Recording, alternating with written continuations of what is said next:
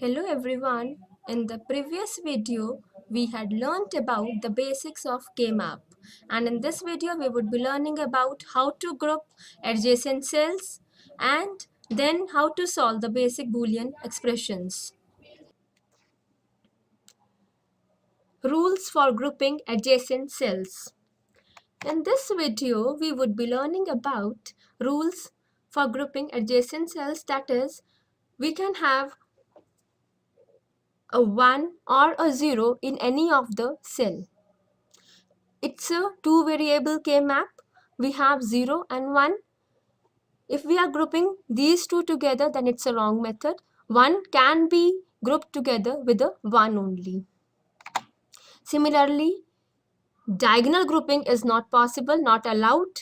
Only the horizontal or vertical grouping is allowed, as you can see in the video. We can have groups of 1, 2, 4 or 8 cells.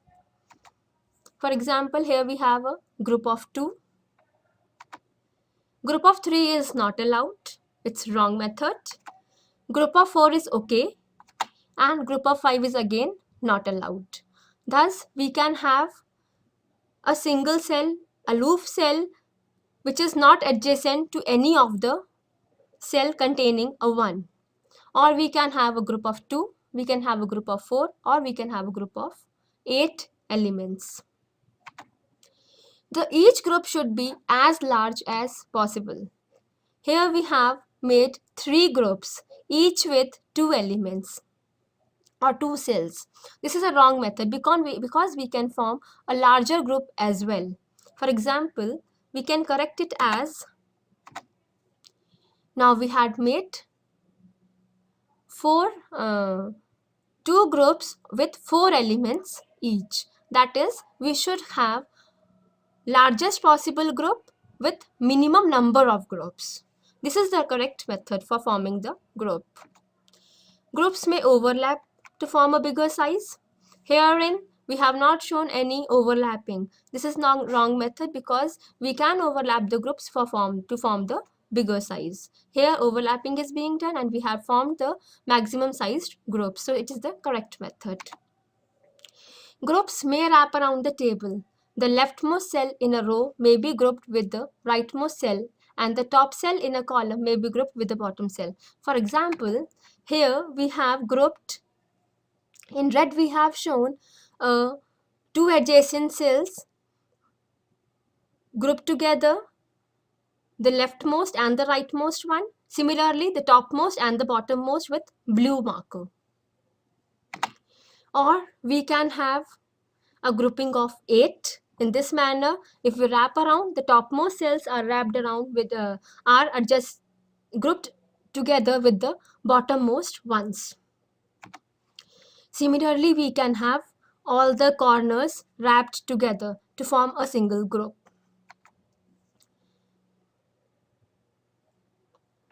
We can have such type of grouping also wherein we have wrapped in the topmost cells with the rightmost cells. The topmost cells with the bottommost cells and the leftmost cells with the rightmost cells to form group of 8 cells each. The summary for these rules are: no zeros are allowed. That means we can group only ones together. No diagonals, only horizontal or vertical cells can be grouped together. Only power of 2 numbers of cells in each group, that is 2, 1, 2, 4 and 8. Groups should be as large as possible. Everyone must be in at least one group. Overlapping is allowed, wraparound is allowed, and the number of groups should be as low as possible. Now, let us consider the following example. Here we have taken an expression y is equals to sigma 1, 2, 3. What does this expression indicate? Sigma here indicates that our expression is in SOP form, that is sum of products, with the min terms M1, M2 and M3. Herein, we have designed a 2 variable K-map with 4 possible combinations. Now we are placing 1 in the For min terms m1, m2 and m3 only. We don't have m0, so we are not placing any 0 in the 0th cell.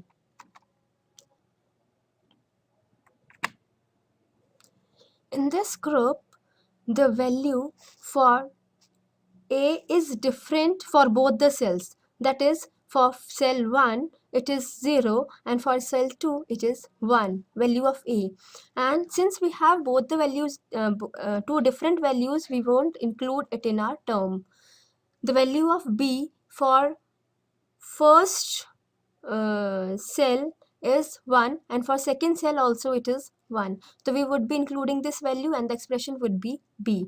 Similarly, for the second group, that is we have marked in blue. Here the value of B is different for both the cells, but the value of A is 1 for both the cells, so A would be included and the total expression would be A plus B. Let us see one more example. Y is equals to sigma 0, 1, 4, 5, 6. It means we have used the min terms m0, m1, m4, m5 and m6. Sigma indicates sum of product form. We would be filling 1 in the corresponding cells. Now, since overlapping and wraparound is allowed, the leftmost ones would be grouped together with the rightmost ones. They would form a single group, and as far as their expression is concerned, in the leftmost top cell, the value of A is 0, and in the rightmost top cell, the value of A is 1. The value is changed. That means we won't consider it in our expression. Now we come to value of B. Value of B for topmost left corner, it is 0, and for rightmost top corner it is 0. For bottommost left corner it is again 0, and for rightmost bottom corner it is 0. That is, value of B is 0 for all the values or for all the cells. We would be including it in our expression. The expression would be B. And then again we have the value of C as 0 for leftmost top cell and topmost right cell. The value of C is 1 for bottommost left cell and bottommost right cell. Herein we have different value of C for all these variables, so we won't include it in our expression. The expression for this wraparound red cell, red group would be B bar, since the value of B is 0 for all the four cells.